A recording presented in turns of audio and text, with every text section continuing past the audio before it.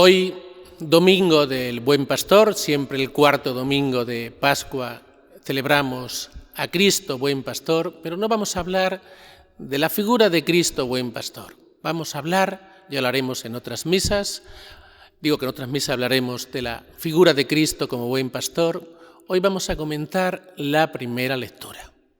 La primera lectura me parece importantísima, bueno, no por el día de hoy, todos los días.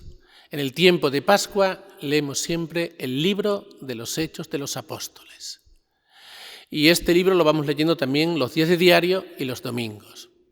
Es un libro precioso, un libro que se lee muy bien, donde vemos cómo surge la primitiva iglesia, cómo va naciendo esa iglesia, con qué vitalidad, con qué fuerza se va extendiendo por el mundo entero.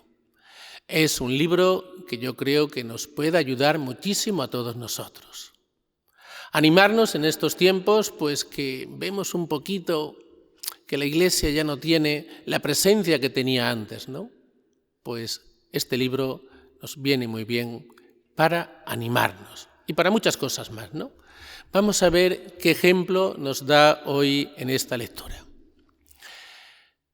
Pablo y Bernabé están en Antioquía de Pisidia anunciando el Evangelio. Lo hacen en las sinagogas, que era el lugar que tenían los judíos de culto. Y están anunciando el Evangelio con un gran éxito. La lectura que hemos leído hoy es la que precede a un discurso de Pablo en la sinagoga. No nos habla la lectura de hoy del contenido de ese discurso. Unos versículos antes sí, en la lectura de hoy no. Pero hoy nos dice el efecto, lo que pasó después de que ya el segundo sábado Pablo vuelve a predicar en la sinagoga de Antioquía de Pisidia. Vemos la reacción que tienen los judíos, que no es precisamente una reacción buena. Vamos a ver tres ideas para comprender un poquito mejor esta lectura. Primera idea, la envidia. Dice así la lectura. El sábado siguiente, casi toda la ciudad, no uno ni dos, casi toda la ciudad acudió a oír la palabra del Señor.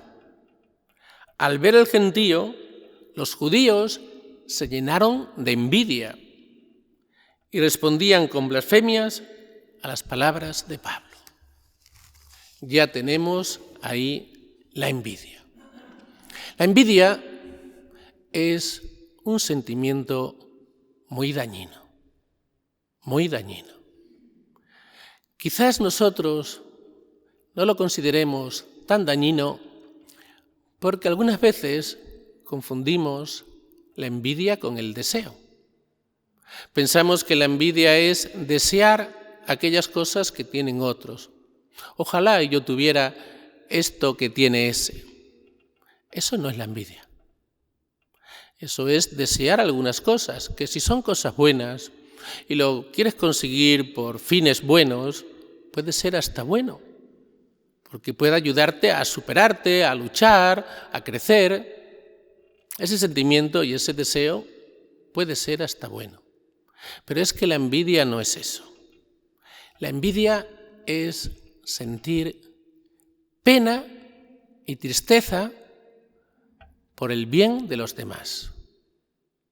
Cuando a una persona le va muy bien, eso crea en mi corazón una tristeza, una pena, y me gustaría que a esa persona no le fuese tan bien. Eso es la envidia. Y ese es un sentimiento realmente malo, muy dañino. Hace de nosotros, crea en nosotros un corazón muy pequeño, muy raquítico, porque en el fondo estamos deseándole el mal a los demás. Que no le vaya tan bien, pues en el fondo es eso, ¿no? Deseándole el mal. Y cuidado porque podemos tener el peligro también de pensar que la envidia la tenemos en cosas materiales. no solamente en cosas materiales. Podemos tener envidia en cosas materiales, pero no solamente en las cosas materiales. Podemos tener envidia de que una persona sea muy querida, todo el mundo la quiera, todo el mundo la aprecie, todo el mundo le sonría, caiga bien a todo el mundo. Podemos tener envidia de eso.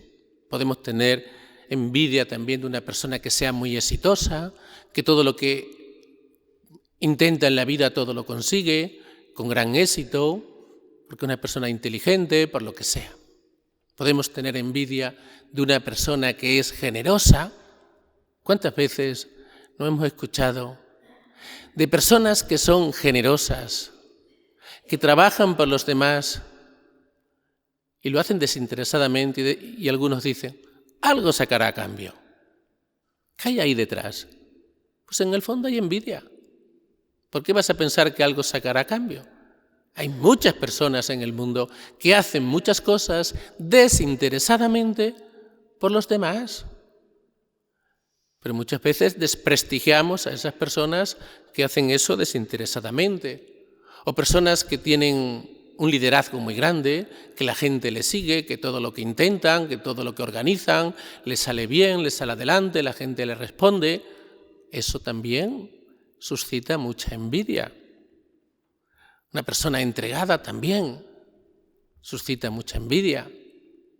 Pero ya digo, la envidia es ese sentir pena, sentir tristeza de esas personas exitosas o esas personas que tienen bienes materiales o espirituales, me da lo mismo.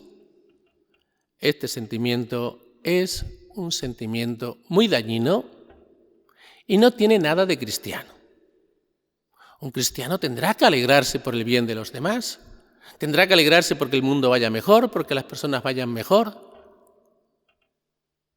Si no nos alegramos por eso, tendremos un corazón muy raquítico. No digo todas, pero la mayoría de las críticas, o por lo menos la mitad de las críticas, provienen de la envidia. ¿A que no criticamos nunca a una persona que consideramos un pobrecito? Y nadie es pobrecito, ¿no? Pero bueno, nosotros lo consideramos a lo mejor inferior a nosotros, ¿no? Que nadie es inferior a nadie. Pero nuestro concepto, bueno, ese no me hace sombra, ¿no? Como decimos nosotros, ¿no? A ese no se le suele criticar. Se le critica al que tiene ciertos dones o tiene por lo que sea pues que mandar en la vida. El otro día nos lo decían en una novena, ¿no? Aquí a los que se critican, en el pueblo decía uno de los predicadores con mucha gracia, ¿no? Al alcalde, al sacerdote y al presidente de la cofradía, ¿no? Muchas veces detrás de eso no hay una envidia. ¿Por qué? Porque Dios le ha dado el don ese de tener que regir un pueblo, una parroquia, una cofradía, pero bueno, lo hace para servir. Pero esto muchas veces lo llevamos mal. Lo llevamos mal y criticamos a ese que tiene ciertos dones, que tiene un don de mando, de liderazgo. A ese lo criticamos. Al que consideramos un pobrecito, normalmente no se le critica. Y muchas veces ahí detrás hay una envidia. Como también se suele criticar a los que nos han sucedido en un cargo, en un trabajo, en lo que sea. Se les suele criticar. ¿Por qué? Porque tienes miedo de que lo puedan hacer mejor que tú, que te puedan hacer sombra, que puedan hablar mejor de ellos. Eso es envidia. Y esto nos pasa con más frecuencia de lo que nos parece. Cosa distinta es que queramos reconocerlo. Reconocer esto es muy difícil, pero eso es lo malo, que no queramos reconocer que tenemos ese defecto. Ya digo que es muy difícil reconocerlo, pero que también digo que es más habitual de lo que a nosotros nos parece. Y claro, si no lo corregimos, eso nos hace mucho daño. Va creando en nosotros un corazón cada vez más pequeño, más raquítico. Por lo tanto, esto de la envidia es algo realmente serio, que tenemos que cuidar y examinar detenidamente nuestro corazón, porque se nos puede colar con más facilidad de la que nos parece. Tercera idea, muy breve. Segunda idea. Los judíos insultan a Pablo. Cuando no hay razones, ¿a qué recurrimos? Al insulto. El insulto descalifica más al que insulta que al que es insultado. Porque está diciendo en el fondo que no tiene razones, que no tiene argumentos. Y cuando no tenemos argumentos, ¿qué hacemos? Insultamos, atacamos. ¿Pero por qué? Porque no tenemos razones. Si tuviésemos razones, pues rebatiríamos, hablaríamos, dialogaríamos. Cuando hay insulto detrás, es que no hay razones. Tercera idea. Dice, las señoras distinguidas y devotas y los principales de la ciudad incitaron para que expulsaran a Pablo y Bernabé. Y lo consiguieron. Consiguieron expulsarle. Pero, una vez más, se ve que los caminos de Dios no son nuestros caminos. Le expulsan ante la envidia del éxito que estaban teniendo anunciando el Evangelio, que la gente se pasaba de los judíos, dejaban de seguir a los judíos para pasarse a Pablo y Bernabé, o sea, para hacerse cristianos. Le expulsan para que no tengan ese éxito. ¿Qué hicieron? Aumentaron el éxito. En la huida, los cristianos, ¿qué hicieron? Fueron extendiendo el Evangelio. Esta es una realidad que hemos visto a lo largo de esta semana, que también se lee a lo largo de los días de diario el libro de los Hechos de los Apóstoles. Hemos visto ahí el martirio de San Esteban, me parece que fue el martes pasado. San Esteban muere mártir. La muerte de San Esteban tuvo como consecuencia la huida de muchos cristianos, porque si no los mataban. Pero los cristianos, cuando van huyendo, van anunciando el Evangelio. Y se va extendiendo el Evangelio. Una vez más, los caminos de Dios no son nuestros caminos. No luchemos nunca contra Dios, ni vayamos contra Dios, ni siquiera contra la Iglesia. No, porque nos podemos equivocar muchísimo. Al final, Dios siempre va a llevar a cabo sus planes, de un modo o de otro, porque Dios actúa con su gracia y Dios lo puede todo. Así que pensaban que con eso iban a eliminar los cristianos y lo que hicieron fue extender más el Evangelio. Pues sigamos todos nosotros el ejemplo de estas primeras comunidades cristianas, de esta iglesia primitiva, cómo nace con esa fuerza, con esa vitalidad, anunciando el Evangelio y viviendo la fe. Siempre tiene que ser el ejemplo de las primeras comunidades cristianas, el espejo en el cual tenemos que mirarnos. Que así sea.